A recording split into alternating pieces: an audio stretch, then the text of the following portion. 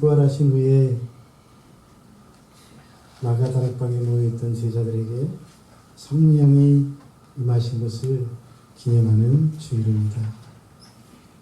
근데 이 성령의 임하심은 기쁘고 감사할 만한 일입니다. 감격스러운 일입니다. 전능하신 하나님의 영이 임하셨으니 얼마나 감사하고 복된 일입니까? 오늘 이사야는 주 여호와의 영이 내게 내리셨다라고 기뻐서 외치고 있습니다. 여호와의 영이 내게 내리셨다는 이 말은 하나님의 거룩한 영이 그에게 임하셨다는 말입니다. 이사야는 지금 자신에게 하나님의 영이 임하신 것에 대해서 너무너무 기뻐하고 감격해하고 있는 것입니다. 왜 감격해할까요? 사실 하나님의 영이 아무에게나 임하지 않습니다.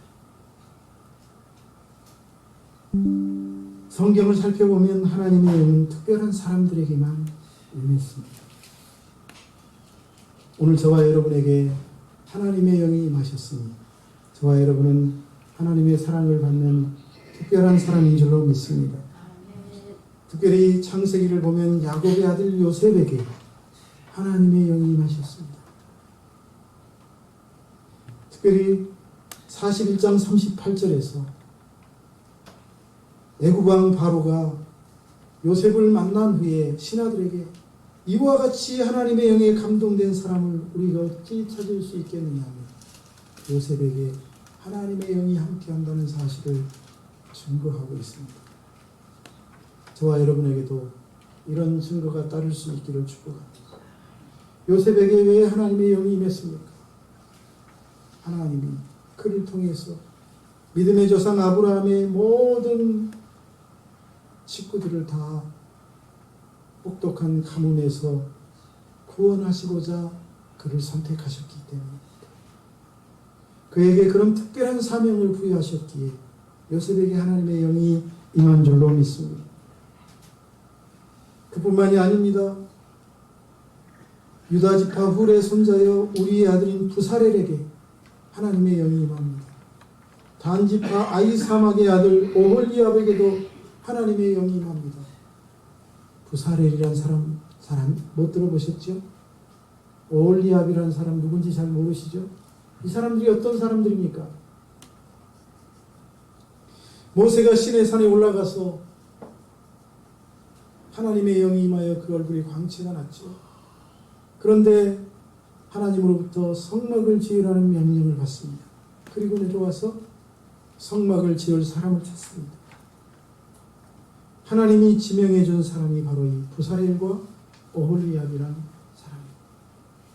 그들에게 하나님의 성막, 거룩한 성막을 짓는 막중한 사명이 주어졌기 때문에 하나님이 그들에게 성령을 부으신 줄로 믿습니다. 그 일을 잘 감당하더란 말입니다. 출애굽기 31장 2절을 보니 하나님의 영을 그에게 충만하게 하여 성막을 짓는 일을 하게 하였다고 말씀하고 있습니다. 그뿐만이 아닙니다. 발람이라는 선지자에게도 하나님의 영이 갑자기 임합니다. 발람은 누굽니까? 하나님의 선지자인데 그만 모압 왕 발락이라는 사람의 초청을 받았습니다. 왜 초청을 받았습니까? 많은 금은보화를 안겨줄 테니 와서 내가 미워하는 한 족속을 저주하라며 초청했습니다. 그 족속이 누굽니까? 이스라엘입니다. 이제 애굽에서 탈출한 이스라엘 백성들이 하나님의 명령을 따라 광야 생활을 하고 있는데 그들을 저주하라는 것입니다. 자기가 싫어. 그래서 발람이 좋다고 갔습니다. 하나님이 몇 번 길을 막고 기뻐하지 않는다는 사인을 주셨지만 좋다고 갔습니다. 발락이라는 왕이 주는 선물이 너무 탐이 났기 때문이죠. 그래서 저주하려고 산에 올라가 보니 하나님이 막으십니다. 또 올라가 보니 하나님이 막으십니다. 깨닫지 못하자 하나님의 영을 부으셔서 눈을 여십니다. 그러자 그가 눈을 열고 이스라엘 자손을 내려다보면서 저주 대신 축복을 쏟아놓습니다. 하나님은 인생이 하시니 시건치 않으시고 인자가 아니시니 후회가 없으시고 그가 하신 축복을 내가 돌이킬 수 없다며 이스라엘을 향하여 마음껏 축복하자 발람이 화를 불같이 이렇게 하나님이 하나님의 백성 이스라엘을 저주하지 말고 축복하라고 발람이라는 선지자에게 하나님의 영을 부으셨습니다. 그뿐만이 아닙니다. 사무엘을 비롯한 선지자들에게 하나님의 영을 부으셨습니다. 또한 왕들 중에도 하나님의 영을 부은 사람들이 있습니다. 초대왕 사울에게 하나님의 영을 부었습니다. 다윗에게도 하나님의 영이 임했습니다. 그들은 이스라엘 백성을 하나님이 기뻐하시는 민족으로 이끌고 하나님이 기뻐하시는 나라로 세울 사명이 주어졌습니다. 이처럼 하나님의 영은 특별한 사람들에게만 임했습니다. 하나님의 이 세상에서 해야 할 특별한 일이 있을 때 그리고 특별한 순간에 특별한 사람들을 선택하셔서 그 일을 하도록 하나님의 영이 임한 줄로 믿습니다. 그러므로 오늘 이사야에게 하나님의 영이 임하였다는 것은 그가 만왕의 왕 되신 하나님으로부터 선택을 받았다는 뜻입니다. 뭔가 해야 할 특별한 사명이 있다는 뜻입니다. 이사야는 하나님의 영이 자기에게 임한 것을 보고 기뻐하며 감격했다는 사실입니다.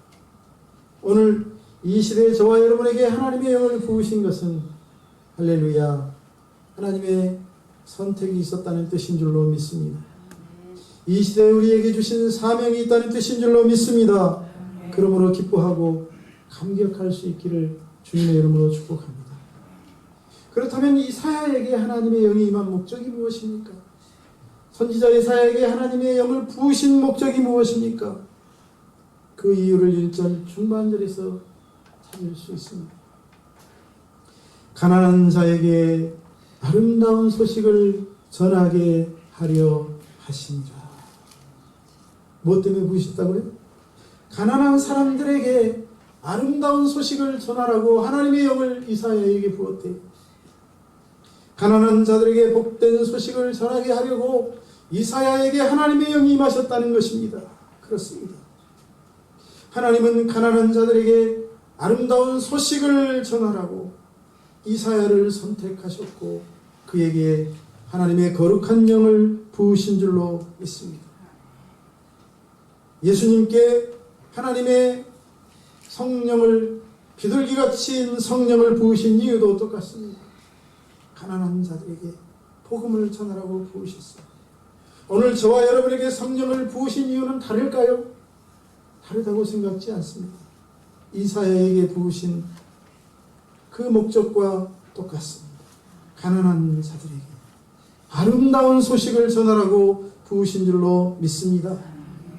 그렇다면 가난한 사람은 누구고 아름다운 소식은 무엇입니까?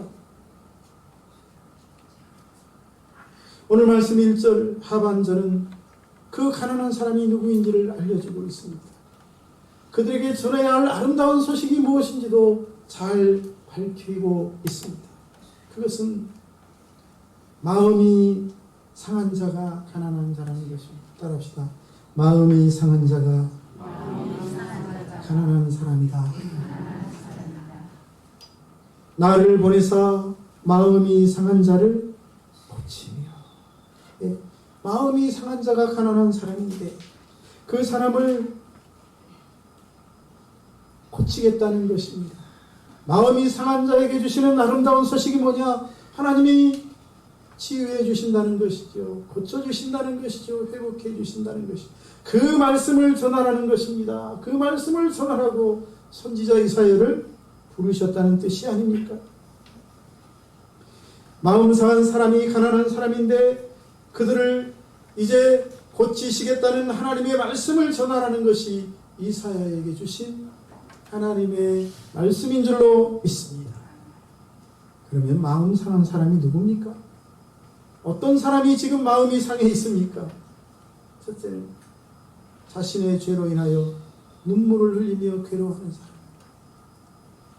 하나님 앞에 죄를 짓고 스스로 그 죄로부터 벗어날 능력이 없어서 마음이 상해 있는 사람, 스스로 자책하며 괴로워하는 사람들이 바로 마음 상한 사람이 아닙니까?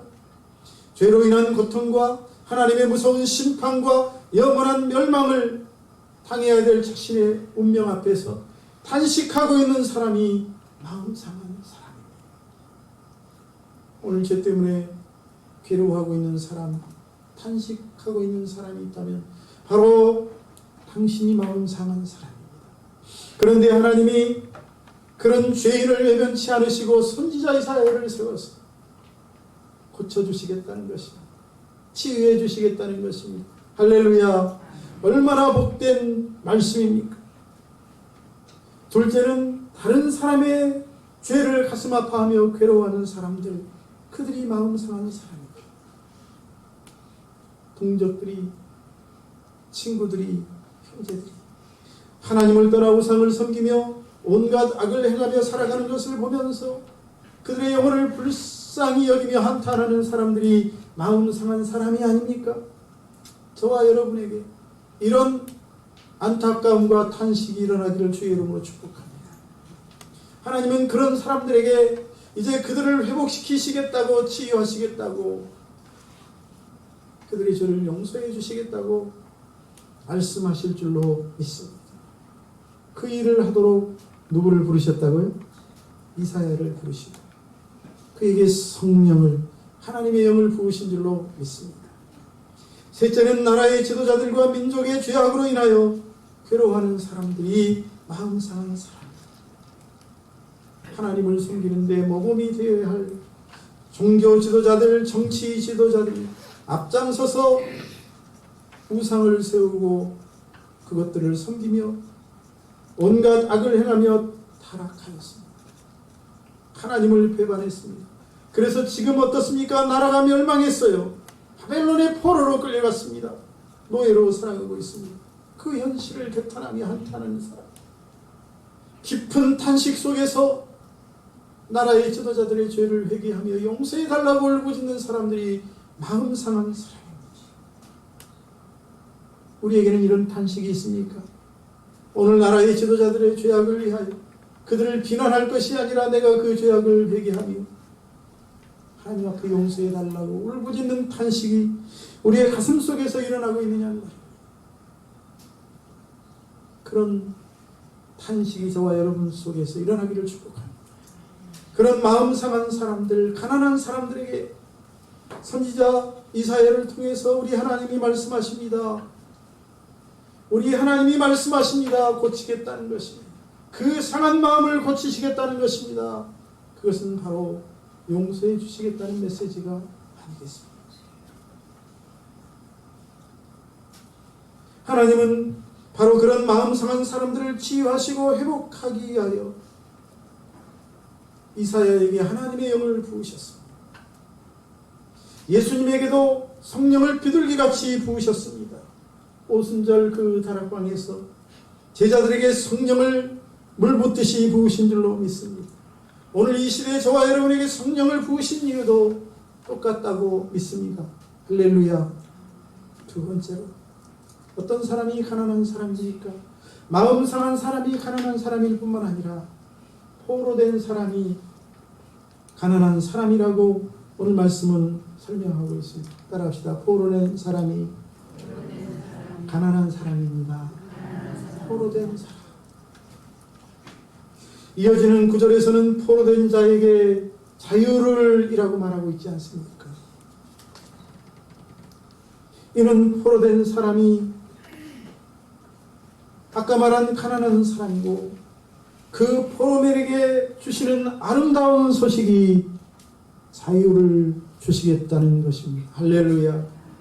이것이 이사야가 선포해야 할, 포로민들에게 선포해야 할 아름다운 소식, 하나님의 말씀인 줄로 믿습니다.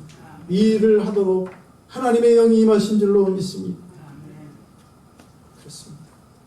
사실 이사야 61장 바벨론 포로로 끌려간 이스라엘 백성들을 향한 메시지였습니다. 그들은 그곳에 개처럼 끌려가 자유를 상실한 채 노예처럼 살아가고 있습니다. 사람이 아니라 짐승보다 못한 삶을 살고 있습니다. 자유민이었던 갑자기 노예가 되었습니다. 편안하게 살던 이들이 엄하고 무서운 주인을 만나 힘들고 고된 일을 해야 했습니다. 잠시도 쉬지 못한 채 가진 노역과 부역에 시달려야 했으니 얼마나 괴로웠을까요? 그런 참담한 현실 앞에서 그들의 입에서는 절로 탄식이 나오지 않을 수가 없었습니다. 그들의 마음은 참담하지 않을 수가 없었습니다. 오늘 우리 가운데도 이런 분들이 계십니까? 다른 사람의 노예, 이방인의 노예가 되어 살아가고 있는 사람 없느냐는 말입니다. 오늘 하나님은 그런 분에게 하나님께서 아름다운 소식을 전하라고 저와 여러분에게 성령을 부으신 줄로 믿습니다. 이 시대에 이 사야를 세우신 줄로 믿습니다. 자유를 주시겠다는 것입니다. 노예로부터 풀어주시겠다는 것입니다. 할렐루야. 그렇습니다. 하나님은 이 민족의 포로로 전락한 하나님의 백성들에게 자유를 선포하도록 선지자 이사야에게 성령을 부으셨습니다. 하나님의 영이 임하셨다는 것은 포로된 가난한 백성들에게 자유를 선포하고 노예로 전락한 백성들에게 해방을 주시기 위함인 줄로 믿습니다.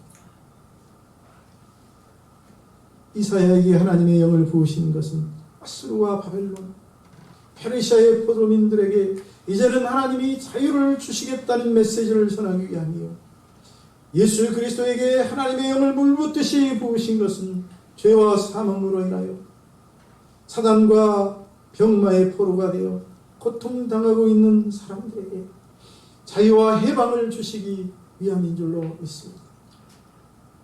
세 번째로, 어떤 사람이 가난한 사람입니까?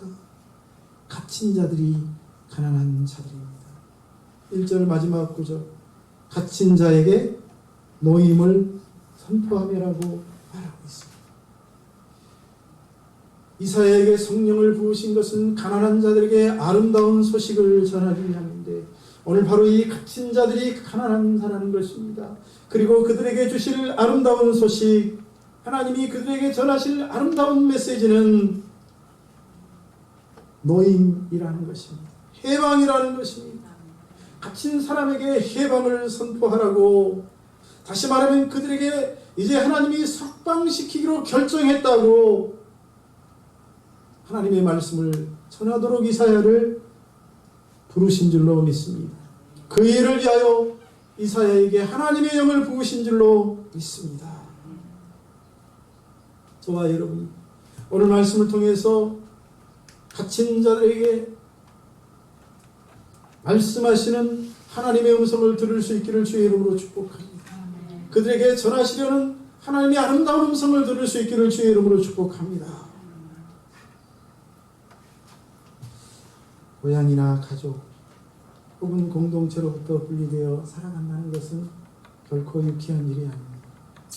행복한 삶이 아니죠. 동물들만 봐도 그렇습니다. 사람은 자신의 욕망을 채우고 경제적인 이득을 위해 동물을 그들이 살던 땅에서 포획해서 그들의 자유를 가져가고 좁은 우리에 가두기 시작했습니다. 동물을 포획하여 매매하여 돈을 벌고 코끼리, 사자, 호랑이를 물론 각종 동물들을 잔혹한 방법으로 훈련해서 사람들 구경거리로 만들 돈벌이의 영향이 없습니다. 그러다가 19세기 말 독일에서는 심지어 토착 원주민들을 잡아다가 우리에 가두고 사람들의 구경거리로 삼고 돈을 버는 일도 일어났습니다. 얼마나 사악한 인간들입니까? 다행인 것은 20세기가 되어 동물들을 불쌍히 여겨서 그 좁은 우리에서 끄집어내서 그들에게 어느 정도 활동 공간을 주고 좀 넓은 자연 속에서 살아가도록 배려를 했습니다. 하지만 여전히 그들은 갇혀있는 것입니다. 행복할 리가 없습니다. 우리나라에서는 그런 추세에 따라 불법으로 포획되어 있던 돌고래, 그래서 훈련해서 동물원 돈을 버는 기기가 되어 있던 제돌이와 춘삼이를 제주도 앞바다에 방사하기로 했습니다. 언론에 보도된 적이 있습니다. 제돌이와 춘삼이는 운 좋게도 자유를 얻게 되었습니다. 고향에 돌아가게 되었습니다. 얼마나 기뻤을까요? 좁은 우리에 갇혀 생활하다가 광활한 바다에 그들이 살던 고향 땅에 풀려났으니, 바다에 풀려났으니 얼마나 행복했겠습니까? 동물들도 가두 얻으면 이상증상이 나타난다고 합니다. 하물며 사람은 어떻겠습니까? 더구나 자유를 누리며 살아가던 자유민들을 붙잡아다가 노예로 삼고 그들의 활동 공간을 제한하고 그들의 자유를 구속하고 고되고 혹독한 일을 시키니 견딜 수 있겠습니까? 평생을 불편한 우리에 갇혀 지낸다면, 그런 속박 속에서 살아간다면 고통스러울 것입니다. 비참할 것입니다. 이스라엘 백성들이 바로 그런 상황입니다. 바벨론에 갇혔으니 불편하고 비참합니다. 자유롭게 돌아다닐 수도 없고 더 이상 내 마음대로 여행할 수도 없는 신세입니다. 내가 먹고 싶은 건 마음대로 먹을 수 없고 내가 하고 싶은 일 마음대로 할 수 없습니다. 영적으로 보면 죄인들의 모습도 똑같습니다. 사단에게 붙잡혀 살아가는 사람들이 그렇단 말입니다. 그들은 갇혔습니다. 죄와 사망에 갇혔고 사단의 손아귀에 붙잡혔습니다. 벗어날 수가 없습니다.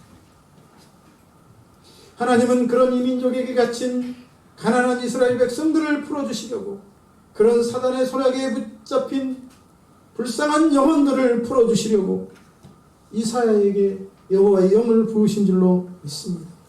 저와 여러분에게 성령을 부으신 줄로 믿습니다.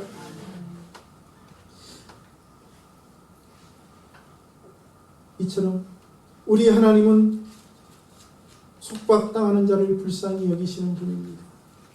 그들에게 자유를 주기를 원하시는 분이십니다.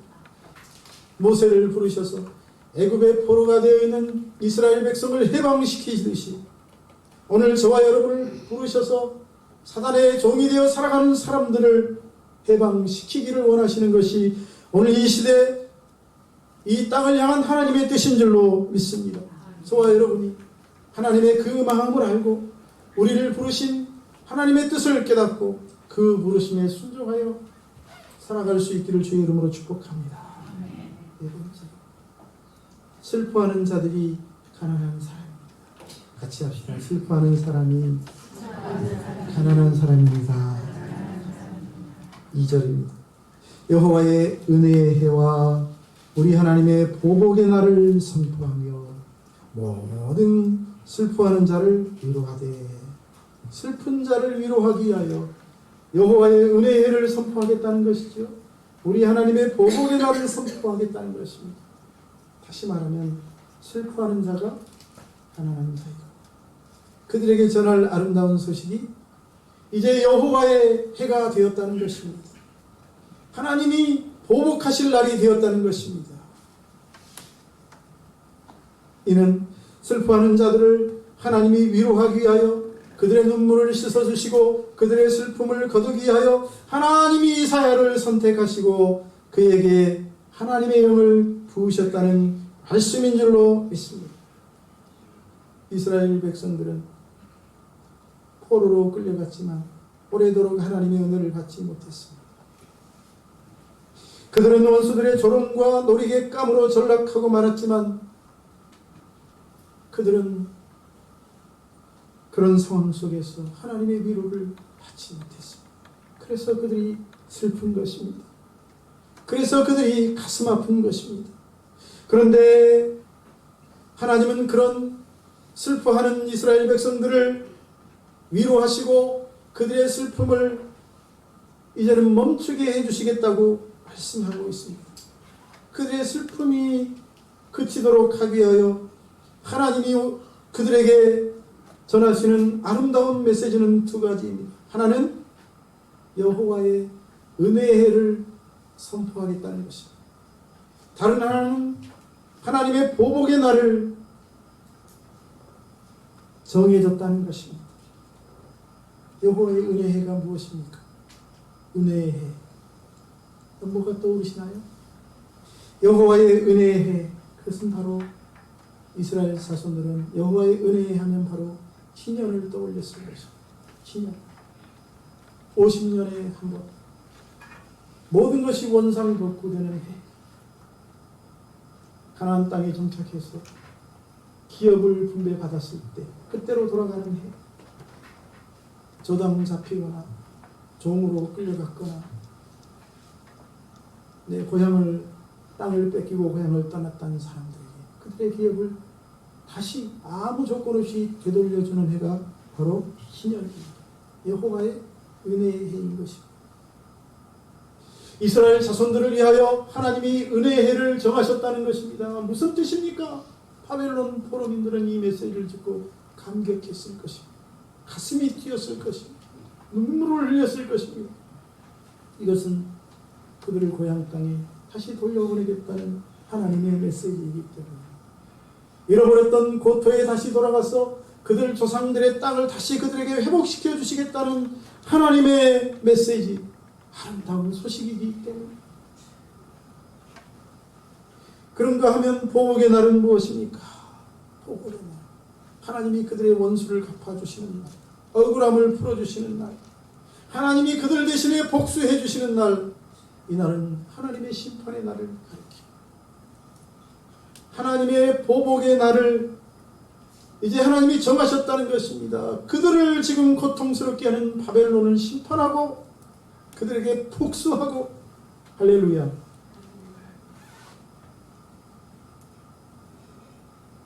심판의 날, 하나님이 이제 그들을 위하여 바벨론을 심판하시겠다는 것, 아수르를 심판하시겠다는 것, 페르시아를 심판하겠다는 것, 이스라엘 자손들에게는 꿈같은 메시지였을 것입니다. 그들 앞에 바벨론 주민들은 강력하고 감히 그들이 맞설 수 없는 사람들임에도 불구하고 하나님이 보복의 날을 정하셨다니 얼마나 기뻐할 만한 날입니까? 희년과 심판의 날은 그래서 이스라엘의 슬픔을 멈추고 그들의 마음을 위로하고 치유하는 날이었을 것입니다. 이 메시지는 그들이 지금까지 하나님으로부터 들을 수 있는 가장 아름다운 메시지인 줄로 믿습니다. 왜 희년과 심판의 날이 그들의 슬픔을 멈추고 그들의 마음을 치유할 날이 됩니까? 구체적으로는 세 가지이기 때문에, 하나는 이 희년과 심판의 날에 재난을 만나 고난을 만나 죄를 뒤집었었던 그들의 머리, 그 죄를 다 털어내고 이제는 꽃으로 만든 화관을 쓰는 날이 있기 때문에 회복과 치유와, 할렐루야.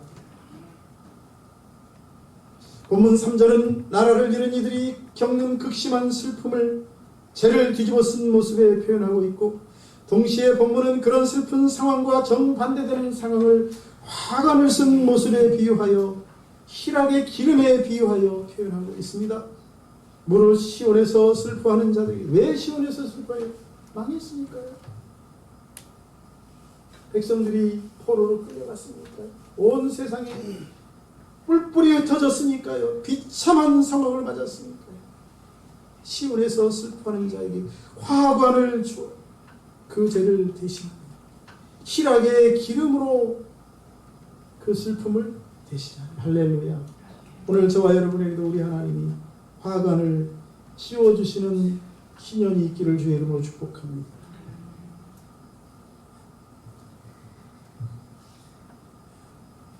희락의 기름으로 저와 여러분의 삶에 채워주시는 보복의 날이 있기를 주의 이름으로 축복합니다. 여러분, 이런 표현은 하나님이 가장 큰 슬픔이 변하여 가장 큰 기쁨의 날로 바꾸어 주시겠다는 약속의 말씀이요, 가장 큰 고통이 변하여 이제는 가장 큰 찬송의 날로 그들의 삶을 바꾸어 주시겠다는 축복의 메시지인 줄로 믿습니다. 그러므로 그날 희년과 심판의 날에 그들의 슬픔은 완전히 멈추게 될 것이고 그들의 마음은 깨끗하게 치유될 줄로 믿습니다.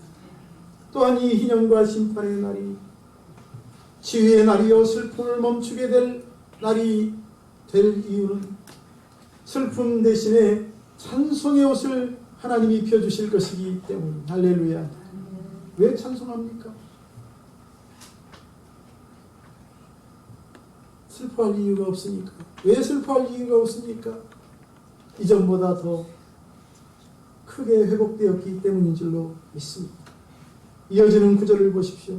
찬송의 옷으로 그 근심을 대신하시고. 이 표현은 슬퍼하며 탄식과 한탄을 쏟아놓으며 근심하는 이들이 하나님의 놀라운 구원과 회복의 은혜를 입고 이제는 감사와 찬송을 부르게 될 것이라는 아름다운 소식인 줄로 믿습니다. 이는 그들의 입에서 더 이상 탄식과 한탄이 아니라 너무나 기쁘고 하나님의 은혜가 감격해서 즐겁게 하나님을 찬송하는 상태를 표현하고 있는 것입니다. 그런 날이 저와 여러분에게 펼쳐질 줄로 믿습니다. 아멘. 세 번째, 희년과 심판의 날이 슬픔을 멈추게 될 날이 될 이유는 그들이 의의 나무가 되는 날이기 때문에. 따라합시다. 의의 나무. 3절 중반절입니다. 그들이 의의 나무 곧 여호와께서 심으신 그 영광을 나타낼 자라 일컬음을 받게 하려 하십니다. 지금 그들은 의의 나무가 아닙니다. 여호와의 영광을 나타낼 족속이 아닙니다. 오늘 이 말씀은 그런데 희년과 심판의 날이 되면 하나님께서 그들을 의인으로 인정해 주시고 영광스러운 하나님의 백성으로서 온 세상이 부러워하는 족속으로 삼아주시겠다는 말씀이지요. 현실은 정반대입니다. 그들은 죄인입니다. 하나님께 지은 죄로 인하여 나라가 이 민족에게 멸망하고 포로로 끌려가고 죄인으로서 하나님의 진노를 받아 죄값을 치르고 있습니다. 하지만 희년이 되면 심판의 날이 되면 그들은 더 이상 죄인이 아니고 하나님이 의의 나무로 의인으로 인정해 주시겠다는 말씀인 줄로 믿습니다. 따라서 그들이 의의 나무라 일컬음을 받게 된다는 말씀은 용서의 메시지요 죄사함의 메시지요 구원의 복음인 줄로 믿습니다. 이것보다 더 큰 더 아름다운 소식이 어디에 있겠습니까? 다시 말씀드리면 하나님은 죄로 인하여 고통하고 있는 이스라엘 백성에게 이제 용서와 죄사함을 주시겠다는 말씀을 하고 있는 것입니다. 그 말을 전하라고 하나님이 이사야를 선택하셨고 그에게 하나님의 영을 부으신 줄로 믿습니다. 오늘 이 시대 저와 여러분에게 성령을 부으신 이유도 똑같습니다. 죄와 사망, 사단과 병마에 갇혀 고통 속에 살아가는 그 가난한 사람들에게 그 불쌍한 사람들에게 하나님이 이제 그 죄를 사해 주시겠다고 하나님이 그 죄 가운데서 구원해 주신다고 하나님의 용서의 메시지를 전하라고 부르신 줄로 믿습니다. 저와 여러분 죄인들을 향한 하나님의 이 마음을 읽고 이 시대 이사야가 되어 영적으로 바벨론의 손아귀에서 고통당하고 있는 사람들에게 나아가서 그들에게 아름다운 소식을 전함으로 그들의 슬픔을 멈추고 그들을 구원할 수 있기를 주의 이름으로 축복합니다. 오늘 성령 강림 주일에 이사야에게 하나님의 영을 부으신 이 말씀을 통해서 오늘 우리는 우리에게 성령을 부으신 하나님의 뜻이 무엇인지를 함께 생각해 보았습니다. 저와 여러분에게 성령을 부으심도 가난한 사람들에게 아름다운 소식을 전하기 위함인 줄로 믿습니다. 여호와의 영이 임하시니 그래서 마음 상한 사람들, 포로된 사람들, 갇힌 사람들, 슬퍼하는 사람들에게 아름다운 소식을 전하게 됩니다. 치유해 주신다는 소식, 하나님이 너희에게 자유를 주신다는 소식, 하나님이 회복시켜 주시고 석방시켜 주시고 해방시켜 주시기로 하셨다는 소식, 너희를 위하여 하나님이 희년을 준비하시고 보복의 날을 준비하셨다고 하나님의 메시지를 전하게 될 줄로 믿습니다. 오늘 하나님의 영을 받은 저와 여러분이 이 메신저로 살아갈 수 있기를 주의 이름으로 축복합니다. 기도하겠습니다. 살아계신 하나님, 오늘 또 하나님의 말씀을 통해 우리에게 성령을 부으신 하나님의 뜻과 하나님께서 우리에게 성령을 부으신 이유를 깨닫게 해주시니 감사합니다. 저희들 성령 받았으니 이제 하나님의 성령의 이끄심을 따라 가난한 자들에게 나아가서 아름다운 소식을 전하는 삶을 살아갈 수 있도록 인도하여 주옵소서. 예수님의 이름으로 기도하옵나이다. 아멘.